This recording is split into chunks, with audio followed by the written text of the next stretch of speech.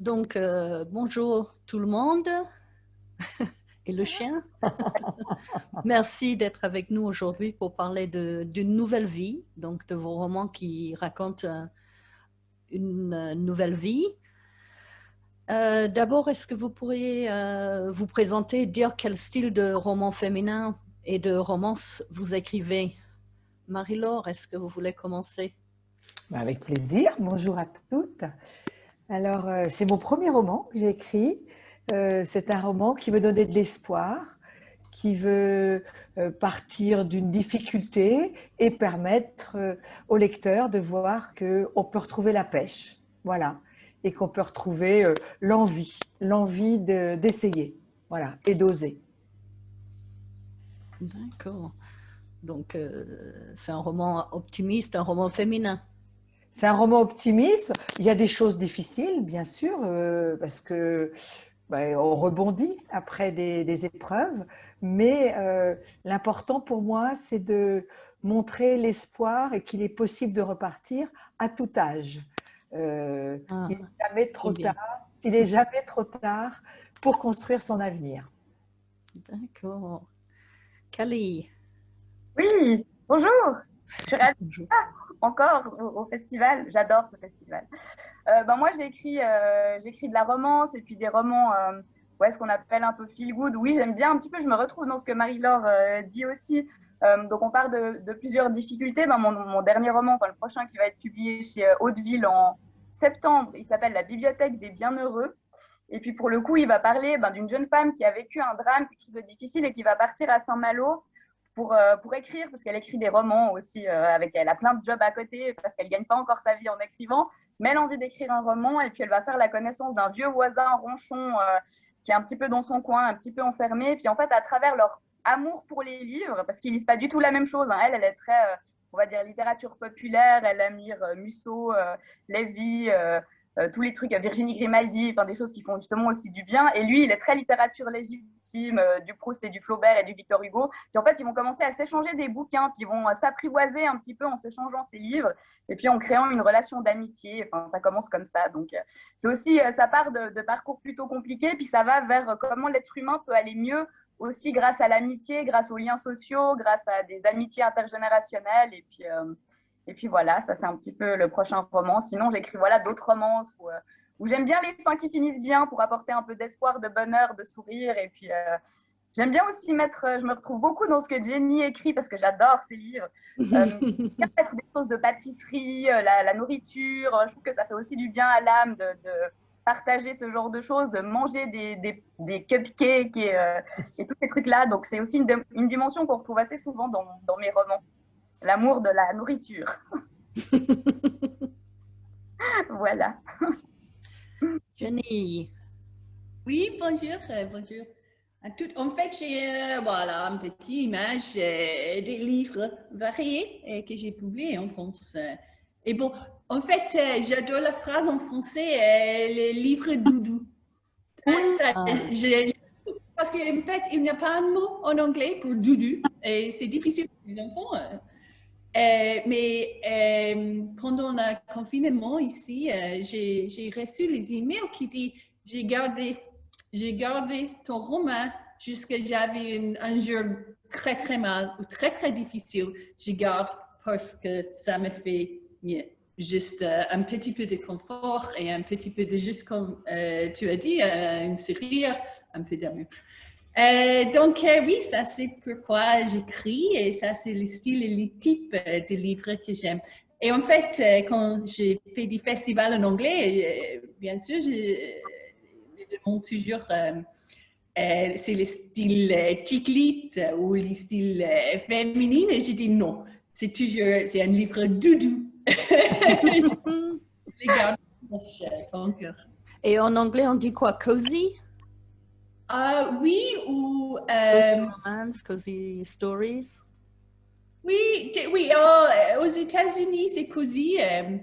Royaume-Uni, ça reste chiclette, je crois. Alors, c'est difficile à dire, mais pour moi, j'écris pour tout le monde. C'est pour les autres, c'est ça. C'est pour les femmes, c'est pour les garçons, c'est les crimes, c'est les revues des garçons. Ça, ce n'est pas nous qui décidons ça. Ça, c'est des autres à la maison. Pour moi, oui, absolument, je vais faire une série pour mes liseurs.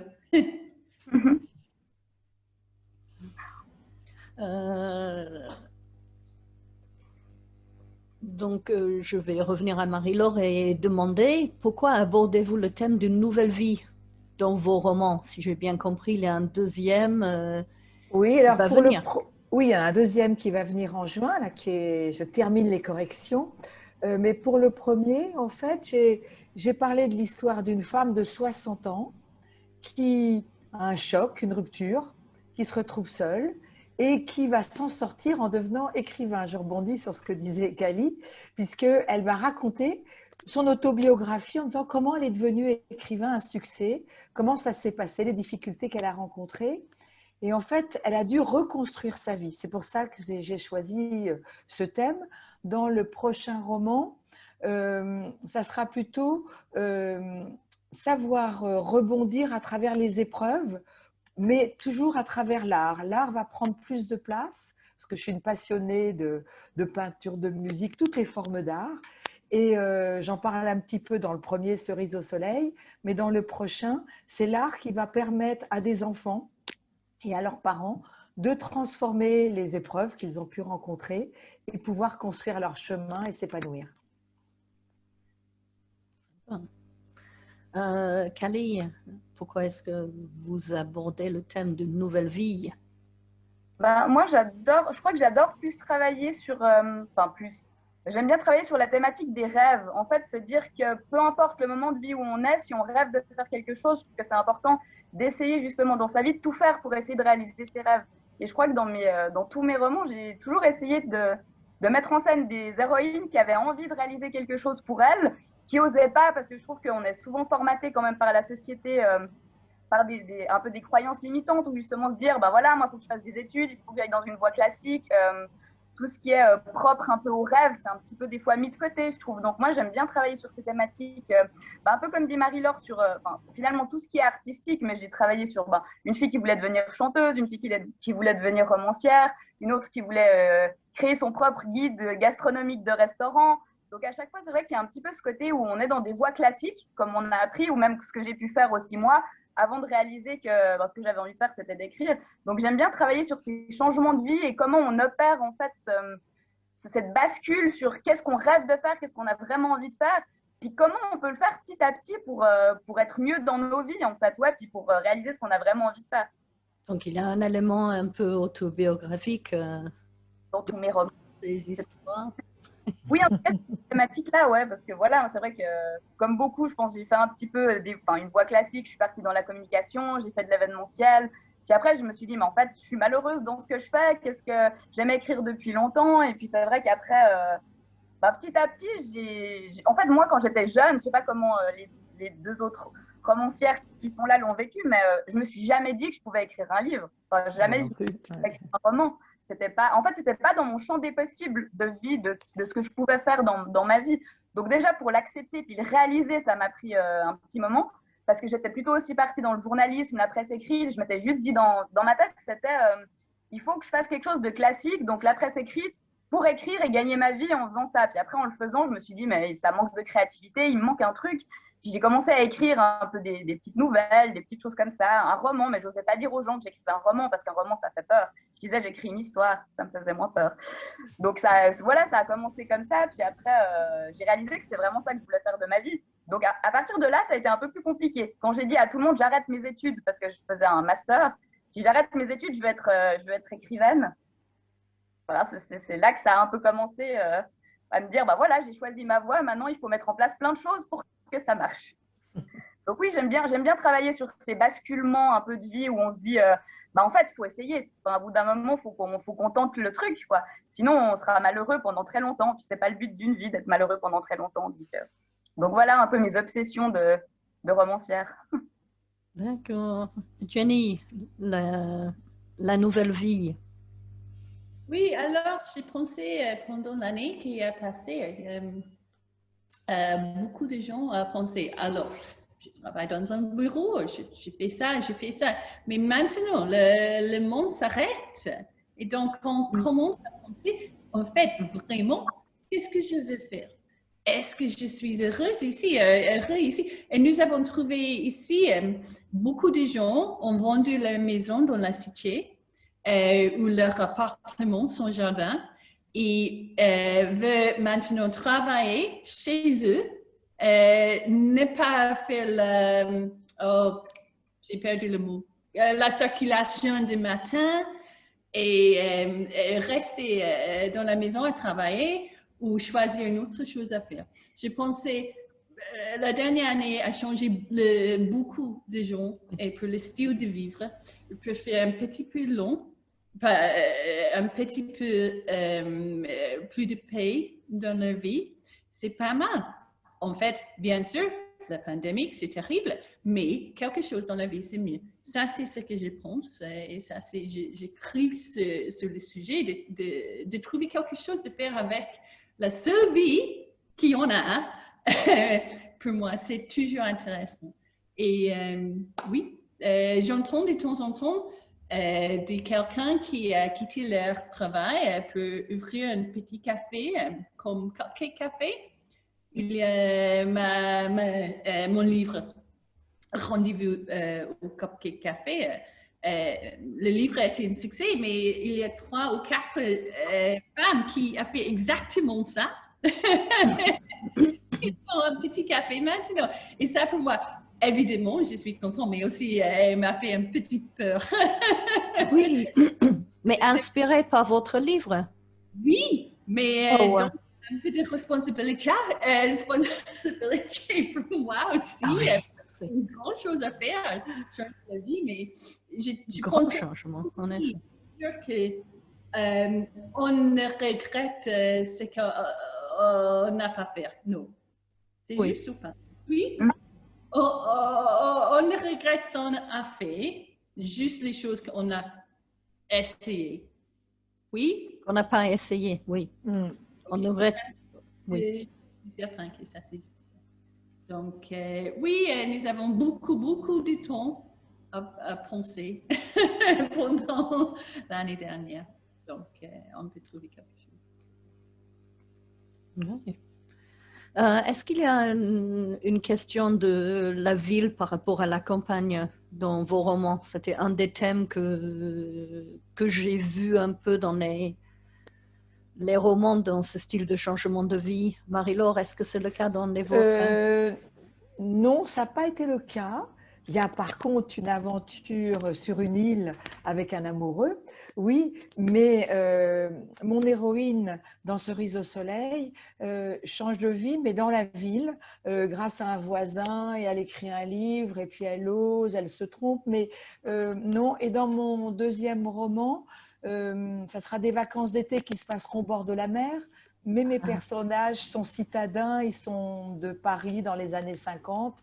Donc là aussi, ça sera... Il n'y a pas d'opposition entre la ville et la campagne, non. Et Cali?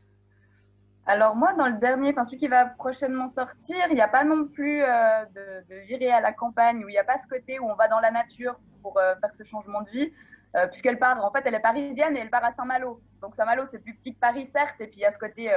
le vent, oui, c'est près de la mer. C'est près de la mer, donc il y a ce côté. Il y a quand même l'océan. Oui, c'est près de la mer. C'est vrai que ça change de Paris, mais ça reste quand même, si j'allais dire citadin. Il y a quand même de la ville et des gens.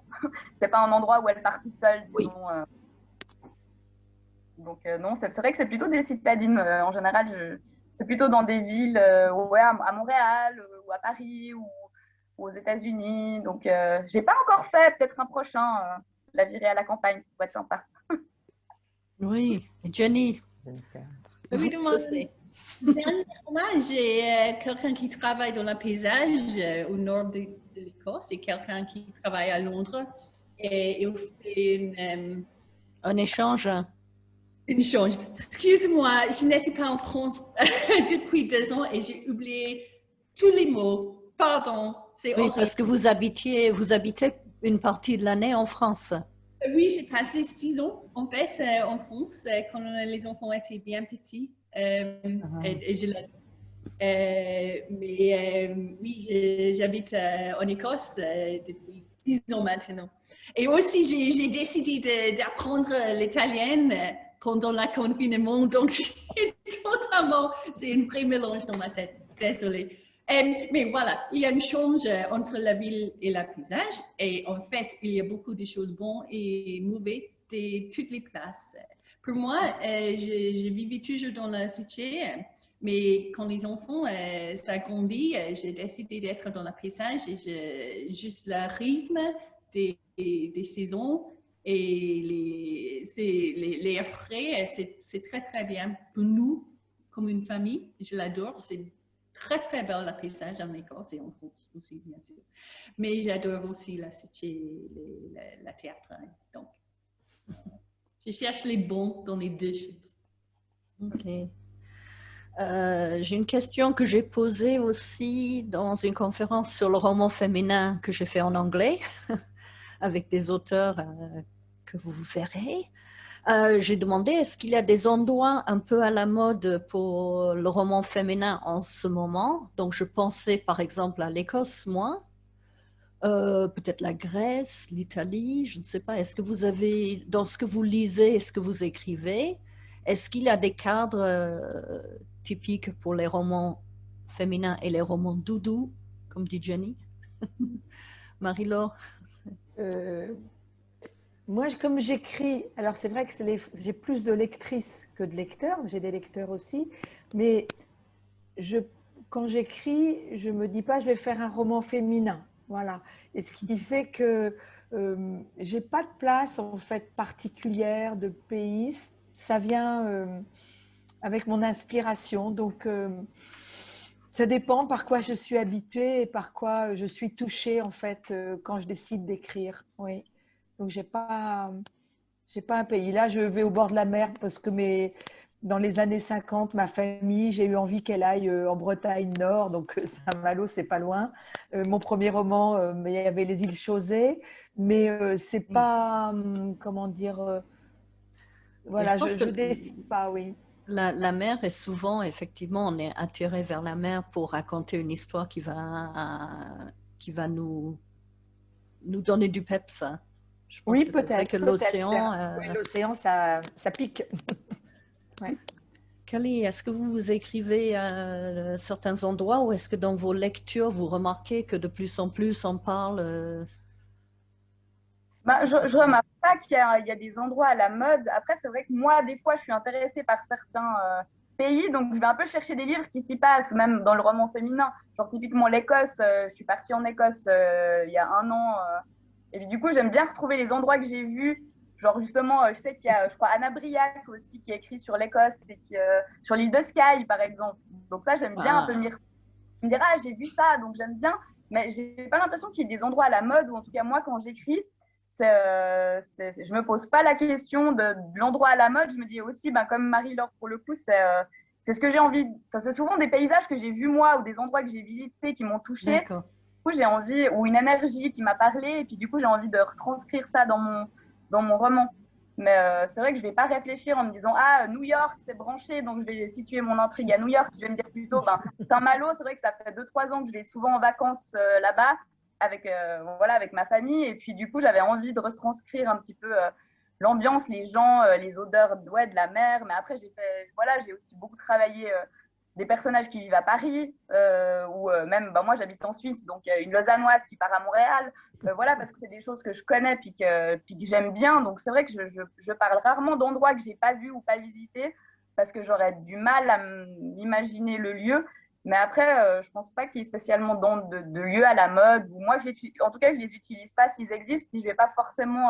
En tout cas, j'ai pas remarqué non plus dans mes lectures qu'il y avait un endroit qui revenait plus qu'un autre. Mm-hmm. Jenny, qu'est-ce que vous voyez dans les auteurs autour de vous? Oui, je trouve c'est intéressant parce que quand je regarde tous les pays, je suis publié plus ou moins 25 langues et c'est intéressant parce que quand j'écris d'Écosse, En Scandinavie, c'est bien populaire. En Russe, c'est populaire. Italie, sud d'Espagne, pas du tout. Et ça m'intéresse parce que c'est peut-être un rêve si on est. You got cut off. I know, désolé, je ne sais pas ce qui s'est passé, mais c'est un petit peu. C'est les blips oui, c'est le Wi-Fi, ça marche pas toujours. Alors, vous disiez que vos romans en Écosse ne se vendaient pas bien dans les pays un peu méditerranéens. Oui, c'est vrai. Mais en fait, dans les pays très, très, très chauds, comme Israël ou Brésil, c'est populaire encore. Donc, ça dépend si on veut être plus chaud ou plus froid. Mais aussi, oui. nous avons trouvé que j'ai écrit un livre, The Chocolate Shop in Paris, pour mes lectrices lecteurs au Royaume-Uni.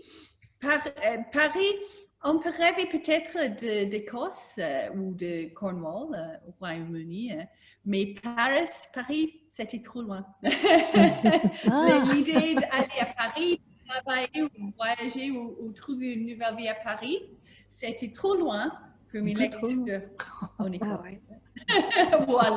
Alors que les Françaises, elles rêvent d'aller en Écosse, donc ça marche dans ce sens-là. Peut-être que ça marche, je peux comprendre ça, mais non, pour changer la vie, Paris, c'est un petit peu trop grand, on est un petit peu intimidé, je crois. D'accord. Je voulais demander si vous pensez que pendant la crise actuelle, est-ce que vous avez remarqué que les ventes de livres ont augmenté? Est-ce que vous pensez que les gens ont envie de lire des livres qui se terminent bien? Moi, j'ai une petite expérience parce que c'est mon premier roman, donc je n'ai pas assez de recul par rapport à Cali et Jenny. J'ai pas vu une grande différence. J'ai eu par contre des commentaires me disant ça fait du bien de lire un livre voilà, qui donne de l'espoir, qui est dynamique, qui donne la pêche. Voilà, ça j'ai senti ça. Et puis je crois que les gens cherchent à lire beaucoup actuellement, mais beaucoup écrivent aussi. Oui. Beaucoup écrivent. Oui. C'est Gallimard qui disait qu'ils avaient fermé les éditions. Trop de manuscrits. Ah oui. Plusieurs maisons d'édition ont arrêté de recevoir des premiers manuscrits, oui. Cali, est-ce que vous avez eu des échos comme quoi les gens cherchaient plutôt du réconfort, plutôt des choses choquantes pour leur changer les idées ou J'ai l'impression que en fait, les gens ont toujours cherché du réconfort aussi dans leur lecture. C'est vraiment, peut-être oui, peut-être plus maintenant, j'en sais rien, mais c'est vrai que ça, je me rends pas trop compte non plus si j'ai plus de lecteurs aussi sur les romans feel good qu'avant.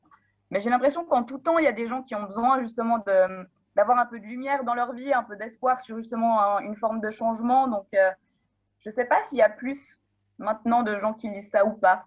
C'est vrai que moi, j'ai toujours reçu assez régulièrement des messages comme quoi ça leur faisait du bien, ça les faisait rire, ça les faisait pleurer, mais dans le bon sens, pleurer d'émotion, donc plutôt des choses très mignonnes et très chouettes.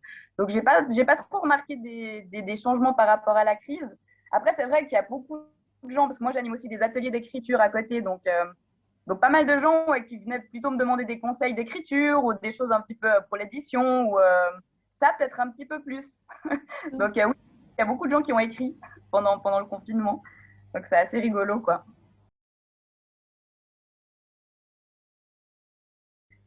Comment ça s'est passé l'écriture de ton premier roman? Comment tu as eu envie de t'y mettre? Est-ce que c'était dur? Comment tu t'y es prise?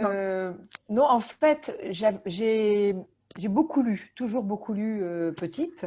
Mais pour moi, c'était impossible, comme tu le disais tout à l'heure, d'écrire. Hein. Je pensais que ce n'était pas pour moi. Voilà.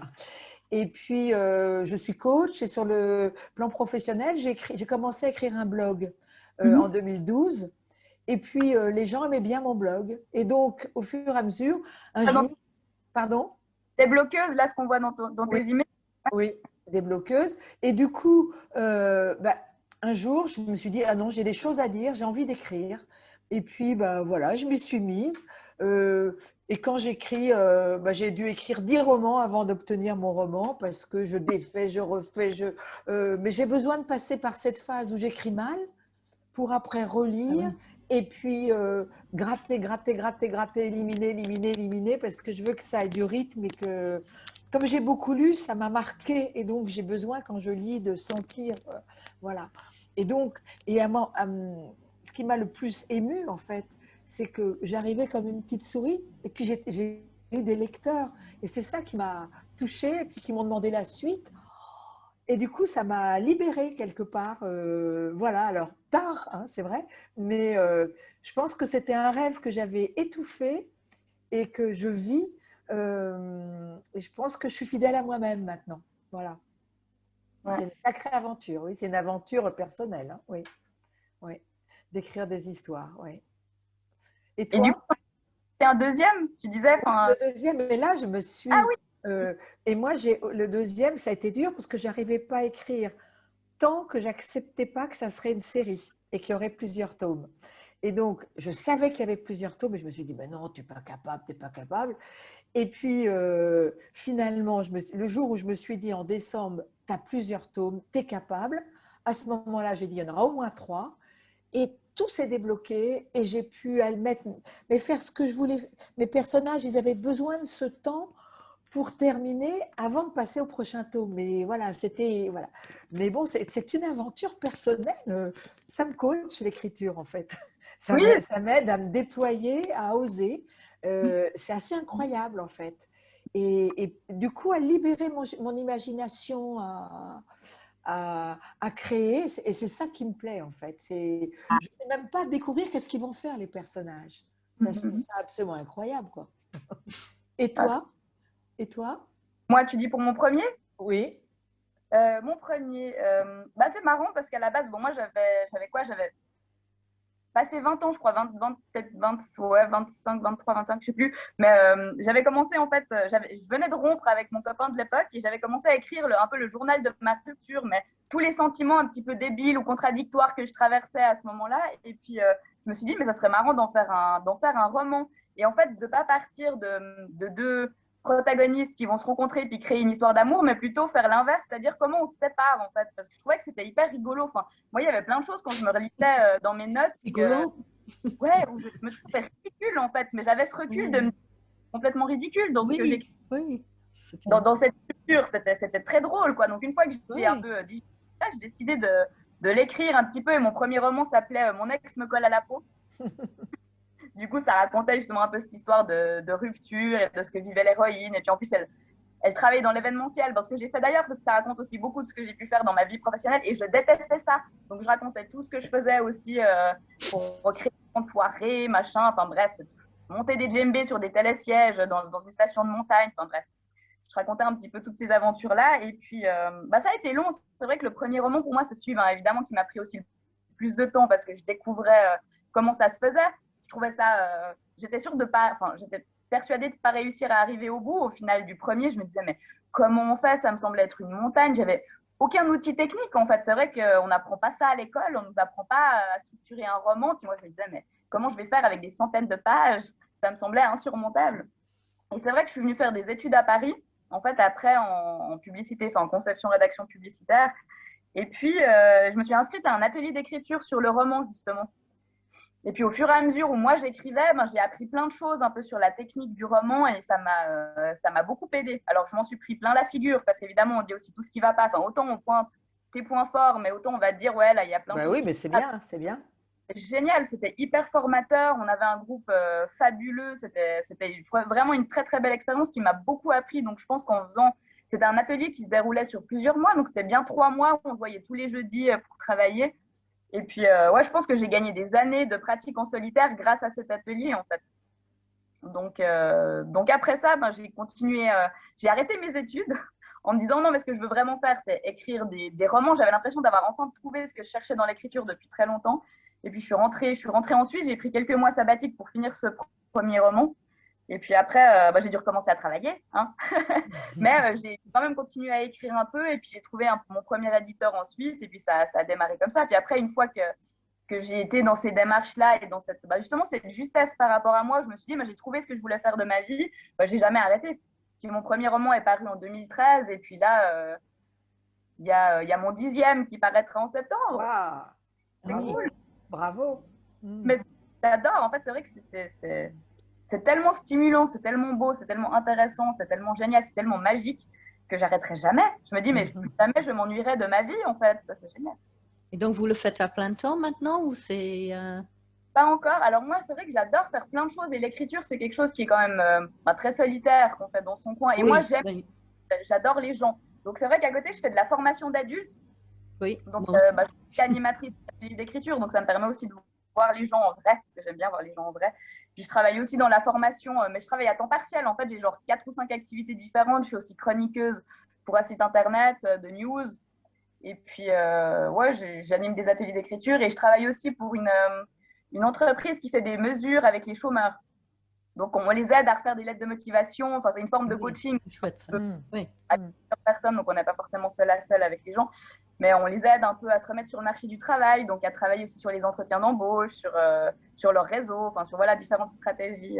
Et j'adore parce que ça m'apporte le côté un peu sociable, de voir des gens en vrai, parce que j'aime bien ça aussi. Donc, c'est un bon équilibre, je trouve, entre l'écriture qui est justement solitaire et le fait de voir des gens et puis de motiver, d'avoir un peu ce sentiment d'être utile aussi par rapport à d'autres gens, c'est cool. Je l'ai aussi avec les livres, mais là, c'est du direct avec les gens, j'aime bien. Bon, je voulais vous demander aussi quel genre vous lisez, quel genre de livres vous lisez et est-ce que vous avez des auteurs à nous conseiller? Marie-Laure, je ne sais pas quel genre de… Moi, je lis tout. Moi, je lis tout, en fait. C'est vrai que je lis moins depuis que j'écris. Parce que je suis plus préoccupée par d'accoucher mes livres. Actuellement, je suis en train de lire un livre de Bertrand Piccard sur changer d'altitude. Donc, c'est pas un roman, c'est plutôt un livre de réflexion. Et j'aime bien les livres d'aventure, justement humaines, où les personnes se sont dépassées et ont montré qu'il est possible de traverser, Bertrand Piccard, la Suisse que Caliet connaît, j'imagine, voilà. Et sinon, dans les romans, qu'est-ce que je lis ce qui sort, ça peut être Les choses humaines, j'ai lu récemment, j'ai lu Le bal des folles de Jeanne Mas, j'ai lu Virginie Grimaldi parce que j'avais jamais lu, j'ai lu beaucoup Julien, comment il s'appelle, Santorel, un merveilleux livre, évidemment j'ai pas noté le nom, pardon, désolée, mais vraiment merveilleux livre. Je lis tout. Voilà, je lis tout. Et qu'est-ce que je peux vous conseiller? Non, désolée, je ne l'ai pas noté en fait, pardon. Cali, qu'est-ce que vous préférez comme lecture et est-ce que vous avez des suggestions pour les lectrices? Moi, je fonctionne par phase. Donc, il y a des phases où je vais lire beaucoup de feel-good, beaucoup de comédies romantiques, du thriller, des livres de développement personnel. Donc, ça dépend des moments. Après, c'est vrai que j'ai des auteurs que j'aime bien suivre. Typiquement, Virginie Grimaldi, c'est vrai que j'aime bien régulièrement lire ses livres. J'aime bien aussi Laetitia Colombani. J'ai adoré les deux, Les Victorieuses et puis La Tresse, qu'elle avait sorti il y a quelques années déjà. Jenny Colgan, j'adore ce qu'elle fait. Ah oui, j'aime beaucoup. moi aussi. Ça fait bien. Voilà, j'adore. Ça donne envie de couler la cannelle et puis de manger en lisant. Donc, j'adore ce qu'elle fait. Il y a Jojo Moyes aussi que j'aime beaucoup. Oui. Sinon, après, vraiment, là, typiquement, je viens de finir Au revoir là-haut de Pierre Lemaître. Ah ouais, oui, merveilleusement bien écrit. Ah oui. Ouais, magnifique. Donc, ça dépend. Si j'entends parler d'un bouquin qui m'intéresse, je vais lire, peu importe le genre. Des fois, j'aime bien aussi lire des bouquins de développement personnel. Là, récemment, j'ai lu… pendant le confinement, j'ai lu Miracle Morning parce que j'avais envie de voir un peu ce que c'était. Et puis après, j'ai lu un livre de Christelle Petit-Colin qui s'appelle Je pense trop sur l'hypersensibilité. Donc, de temps en temps, j'aime bien aussi me plonger sur des livres un petit peu… ou les 5 langages de l'amour, ou les 5 blessures de l'âme qui vous empêchent d'être vous-même. Des trucs un peu comme ça qui m'aident aussi à des fois comprendre certaines choses. Et je trouve que c'est utile aussi quand on écrit de se plonger un peu dans ses sentiments puis dans ses mécanismes un petit peu… d'humain. Donc voilà, je vais ouais, souvent lire un peu de tout, mais si je peux en conseiller un, bah vraiment, moi je dirais ouais, Laetitia Colombani, j'aime beaucoup. Comment elle s'appelle aussi? Valérie Perrin. Oui, Valérie Perrin, Changer l'eau des fleurs. Et puis, j'ai adoré ce qu'elle avait écrit avant encore. Puis je sais que là, elle en elle vient sort un. d'en sortir 3. Elle vient de sortir 3 Là, actuellement. j'ai trop Ouais. acheté, mais c'était le premier, tu sais, celui qu'elle a écrit avant Changer l'eau des fleurs encore. Oui, oui, mais je ne l'ai pas lu celui-là. Je l'ai pas lu. Aussi avec une histoire, je crois, je sais plus, mais celui-là, il m'a fait pleurer aussi. J'ai adoré. Enfin, un très, très beau livre. Et puis, je voulais ajouter, moi, Agnès Martin-Lugan, Résilience. J'aime beaucoup aussi ce qu'elle écrit, Agnès Martin-Lugan. Oui, c'est des livres que j'ai appréciés, oui. Ah, sinon, j'aime beaucoup aussi Clarisse Sabar et Marie Vareille, ou des filles que j'ai l'occasion de lire parce que je les adore, qu'elles sont hyper chou, qu'elles écrivent très très bien, que leurs livres sont très prenants aussi. Donc ouais, il y en a tellement. C'est ça qui est terrible. Il y a tellement de beaux livres, de beaux auteurs, et enfin, tant mieux, hein, on s'ennuiera jamais comme ça. Je recherche son nom. Voilà, c'est Julien Sandrel. Voilà, j'ai retrouvé le nom. Julien Sandrel. Et j'ai vraiment aimé Les Étincelles. Voilà, j'ai pas lu Vers le soleil encore, mais c'est vrai que j'ai beaucoup aimé son écriture. Oui. Ouais, moi aussi, j'ai adoré. Enfin, j'en ai lu 2, ouais. dont un. J'ai perdu le titre. Mais comme tu dis, une écriture très lumineuse, c'est très belle. Oui, j'ai beaucoup aimé. Et puis, c'est très bien construit. Avec les personnages sont fouillés. C'est pas forcément prévisible. C'est ça que j'aime, parce qu'on est surpris. Enfin, j'ai bien aimé. Oui, j'ai beaucoup aimé. La Chambre des Merveilles, c'est lui qui a écrit. La Chambre des Merveilles. Attends, je vais te dire ce que je viens de me mettre dessus. Julien Sandrel.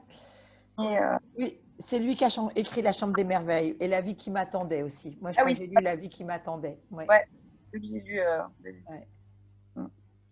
Bon, on va peut-être terminer parce que je ne sais pas si Jenny va pouvoir revenir. Un problème d'Internet, je crois. Est-ce que vous voulez nous montrer ou nous présenter votre livre le plus récent? Alors, on le voit à l'envers, là? Non, on le voit bien. Tu le vois bien? D'accord. Oui. Donc, Cerise au soleil, l'avenir d'Esperanza. Donc, c'est de l'avenir de cette femme qui écrit son autobiographie. Ce livre commence quand elle a 75 ans. Elle écrit 15 ans après son histoire, comment elle est devenue écrivain, romancière célèbre, et comment ça s'est passé dans sa vie et tout ce qu'elle a osé faire. C'est une femme libre qui ose et puis qui n'a pas de préjugés, qui essaye et qui va. Voilà. Et donc, c'est un livre qui donne la pêche. Et c'est pour ça que j'avais mis ce transat pour la couverture, parce que je trouvais que c'était l'avenir, voilà, l'avenir. Et puis, c'est à écrire, voilà. Et puis, Cerise au soleil, parce que c'est le nom de son premier personnage de son premier roman. Esperanza écrit un premier roman, donc elle raconte ses personnages. Et donc, elle s'inspire d'une femme qui s'appelle Soleil, parce que Esperanza est une animatrice radio, et qu'elle va appeler Cerise, parce que c'est un beau fruit juteux avec un petit noyau dur à l'intérieur. Et donc, c'est comme ça qu'elle va écrire son premier roman. Et c'est toute cette aventure. Et puis, en même temps, elle est seule. Et puis, peu à peu, elle va faire aussi des rencontres et pouvoir rebondir. Et elle termine le dernier chapitre, elle a 80 ans. Et elle est entourée de tous ceux qu'elle aime. Et elle continue à écrire. Et elle écrit son dernier livre, voilà. Mais j'ai surtout voulu mettre l'énergie d'une femme. Ah oui, ce qui m'importait, c'était de montrer comment, lorsqu'on choisit sa vie, qu'on se positionne, on peut rebondir. Bien sûr, elle a moins d'avenir à 60 ans qu'avant, bien sûr, mais elle peut transformer et vibrer et avoir du plaisir parce qu'elle a juste osé sortir de ce qui lui faisait peur. Elle a osé vivre, voilà. C'est super beau, j'ai trop envie de lire. Et moi, je vais lire tes livres aussi. Ah, t'es chou. Du coup, moi, je voulais plutôt parler de celui qui va sortir, parce qu'il y a 2 ans au festival, j'avais déjà le dernier qui était sorti, mais je voulais vous montrer la couve en avant-première. Je ne l'ai pas montré, mais je ne sais pas si on la voit. Ouais, on voit super mal. Hein. Ah oui, on voit un peu. Oui. Ouais. On s'approche. Ah oui, voilà. oui. Oui. Voilà. Ah ouais. je l'avais encore pas montré, donc c'est une avant-première. Hmm. Donc, voilà, c'est le bouquin dont je parlais quand on s'est présenté avant. Donc, ma petite héroïne qui s'appelle Lucie, qui a vécu un drame et qui part à Saint-Malo justement pour se retrouver. En fait, elle part dans la maison de ses grands-parents, qui est une maison un petit peu abandonnée quand même depuis un moment. Puis elle va justement un petit peu et se retrouver et retrouver cette maison et se lier d'amitié avec Léonard, qui est le vieux papy ronchon d'à côté, qui aime les livres. Donc voilà, en fait, leur but, c'est que Léonard, il a une énorme collection de livres justement avec des dédicaces d'auteurs parce qu'il adore la littérature. Et à un moment donné, il va perdre sa maison, il va devoir déménager, puis il n'a aucun endroit où mettre ses livres, donc il décide de les léguer un peu à Lucie, puis à la maison d'à côté, pour créer une bibliothèque un peu communautaire pour que les gens de Saint-Malo puissent venir justement découvrir ces livres, en fait. Puis ils vont créer ce projet ensemble, et puis évidemment, il y a d'autres personnages un petit peu torturés, un petit peu foufou, une libraire, la boulangère, parce que forcément, il faut qu'il y ait un lien avec la pâtisserie aussi, donc la boulangère de la ville, la libraire un petit peu fofolle qui va aussi se retrouver dans cette maison, une petite jeune un petit peu paumée qui aime aussi jardiner avec le petit papy ronchon. Enfin bref, ils vont tous se retrouver un petit peu autour de ce projet de livre, et puis ils ont tous plus ou moins une passion lointaine ou pas avec les livres, et puis autour de ça, ils vont se réunir, se retrouver, partager des bons moments, et puis apprendre à être un petit peu plus heureux justement grâce à ce lien qu'ils vont créer ensemble, quoi.